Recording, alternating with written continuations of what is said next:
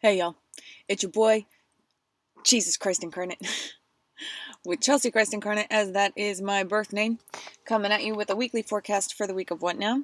It's gotta be July, right? July 1st in 2019. Sorry for the kind of shitty background. It's kind of a cold, dreary day. I'm by the ocean. And please forgive the sound. Anyway, if you would like to support the channel, like, share, subscribe, energy, exchange donations, always really, really appreciative for those, deeply and truly. I love you so much. And it's descriptions for personal services, whether it's a card reading or a healing Reiki session, which is a psychic service and highly beneficial to us both, will be down below in the information box, along with links to the PayPal for donations and Facebook and Instagram for daily guidance. This week I'm using the Druid Craft Tarot by Stephanie Phillip Cargom and Will Worthington, and the Messenger Oracle by Ravine Fallon. So I had something interesting happen to me this week. As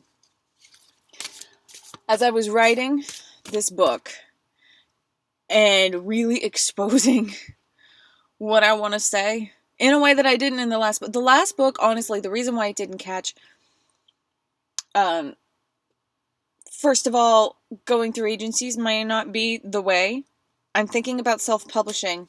There's ways to go about that on Amazon where it's like they will print on demand and ship it out, and there's also ebooks and stuff like that. So that's something to think about. But as I was really exposing my deepest, like, fearful thoughts, like, fuck, what's gonna happen if I... Sorry for the swearing, I'm trying not to. But, like, what would happen? What would happen if these ideas got out into the world, you know? Angst and human beings, we all... But fear is an illusion, friends. Fear is an illusion. I've had a really rough past, and I've needed a pretty interesting scope to get to this point of transmutation. But, so, as I was writing and breaking this barrier, I felt it in my sacral chakra. I broke a barrier. I had a thought come to mind. And the thought was, what would you do if a window of yours broke? And I was like, well, I suppose I'd get plastic and put it up, because I don't have the means, one way or another, to get a window replaced. The next morning, I'm taking Draco on a trail, and it's a long trail, and they're having a great time. And I was like, oh, I wonder if I should get back to the car. And I checked with myself. I was like, I don't know, should I? And then I felt, nah, just keep doing what you're doing. Keep enjoying. Draco's getting comfy. And by the time I got back to the car, someone had broken in. Nothing.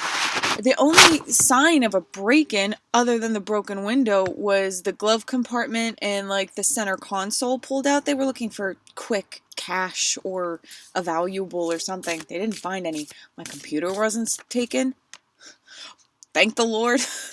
You know? And so, and I took it as a direct reflection, especially with Mercury in retrograde. Holla! Especially with Mercury coming into retrograde, I was like, oh, this is a direct reflection of me breaking my own barrier. Something I didn't necessarily really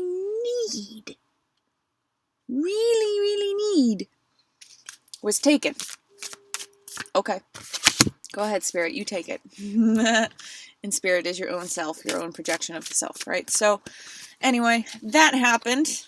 And I do believe the book will be coming sooner rather than later with the self-publishing. Alright, so I haven't looked at the cards yet. I want to get the two decks on top of each other. So yeah, eclipse season approaches, my friends. From my understanding, from my tidbits of research, Mercury's in retrograde, but it's not like a catastrophic upheaval the way Mercury retrogrades tend to be. Pointing where you're not free yet. This Mercury retrograde, from my understanding, where it's positioned in the sky, I don't know where that is. The energy is more like, never again.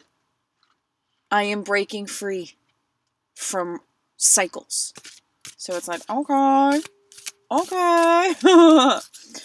So let's see what we have going on with the Messenger Oracle. An eclipse season as well. Eclipse season is always really intense, magnified. There's an eclipse with this new moon coming at the end of the month. Right? Yeah. All right. So let's see. Right. Princess of Wands and Wash. Let me flip over the cards. Let me see what we have going on here.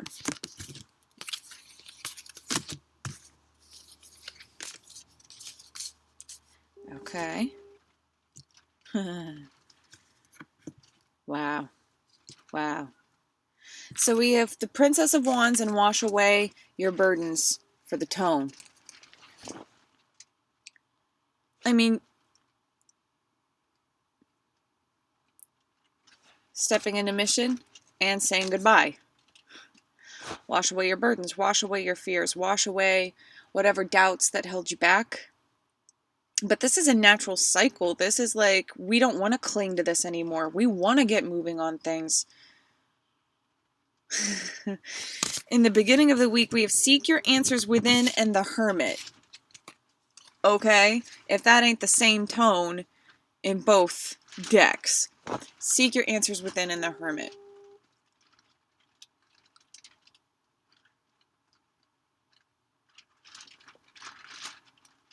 Being at ease with the way that things are and really practicing the powerful co-creative manifestation of intention. What do you want to put out in the world? Seek your answers within. Stop seeking outside of yourself and start implementing out into the world. This Hermit, it's not a withdrawal from others around you, but it is knowing where your power lies. It ain't outside yourself. It ain't from anybody else.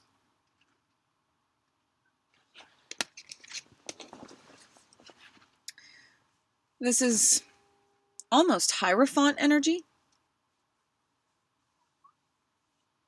But there's also an overlap of self-care.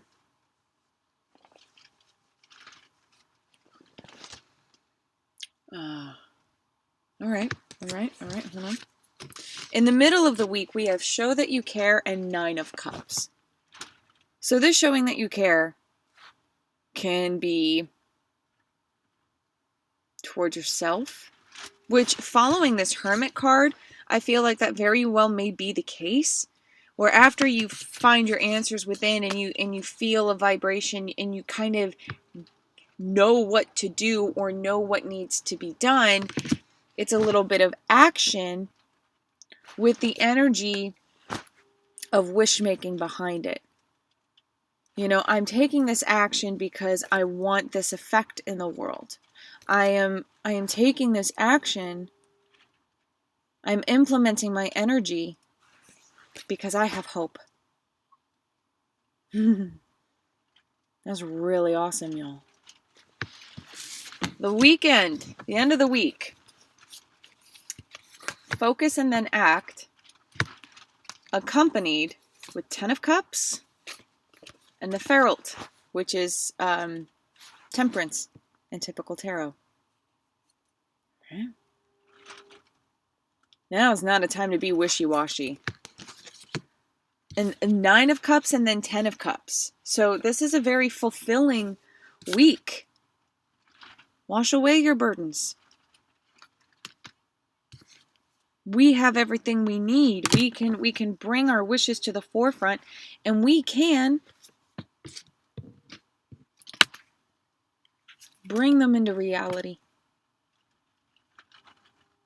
All right? And this focus and then act, especially with the Ferret here, where it's a little bit of work. We need to push through. But we're only doing it because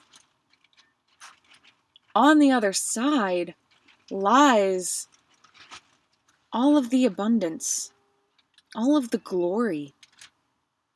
And this is an underlying wave of support as well. It's not just on the other side, it's the motivation.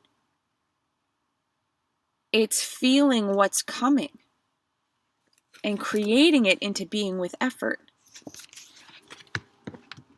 A different kind of effort than showing that you care. This showing that you care, I really feel, especially in tandem with that Nine of Cups, this showing that you care is like, all right, self, time to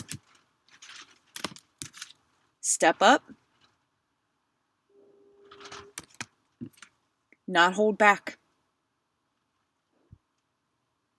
All right, time to do what you are here to do in the way that only you can do it.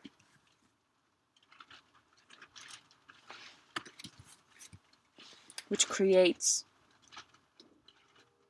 eventual and immediate blessing.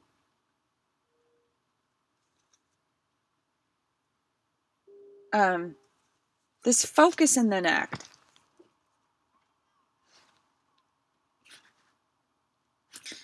Along with the Temperance card, it's planning. It's adjusting. It's acquiring all that you need. And it really, that focus, do not focus on that which you don't want. Focus on that which you do want. I mean, that's a perfect encapsulation for the tone here. Don't focus on what you don't want. Focus on what you do want.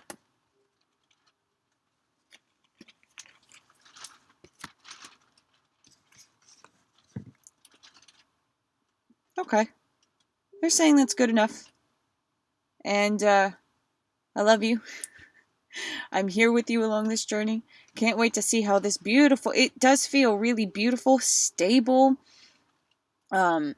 internal, mostly. Seek your answers within. It feels like an internal week, but the kind of internalization that blooms and affects your actions, the way you live your life, the way you view your life. I mean, that's this, the way you view your life. Seek your answers within and dive deep and figure out what feels best to you. Right? Don't let anyone else tell you what to do. And then do it. So that your hopes can form into reality. Now I am getting, so this focus and act and the feral, I mean, that's work, but I am getting that there might be like a reason to know that you're on the right path. A little bit of karma catching up with you, letting you know that, yeah, your cups are full. And not only that, but you have a pitcher waiting to refill your cups. All right? Don't limit yourself. Expand from your roots. All right? From deep, deep down. My name is Jess. Jessie Kalen. I don't know yet. I really, truly don't. Chelsea McHugh, Christ Incarnate. Until further notice. I like Jess. I'm not sure if I like Jessie, but Jess is Jes. It's short for Jesus. But it's not like claiming that old life. It's remaking a new one. Anyway. Take care. Rock on. I love you for loving yourself. Hold up. There's another message coming in with this Nine of Cups here.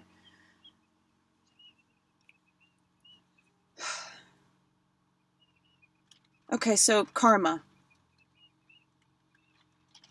Some of us in the collective are going to see results from old wishes made. And we may come to terms with the fact that they don't fit with us very much anymore. This showing that you care can also be changing your mind, following your heart, even if it zigzags. Even if it takes you from one realm of thought into another, it's all right. We're allowed to in this world. And in fact, if we don't, we might be fighting the changing cosmos where our energies fit in with them best. Okay. Is that it? No, keep going with the Ten of Cups. And that's what's going to grant this Ten of Cups. All right? So reviewing in your heart space,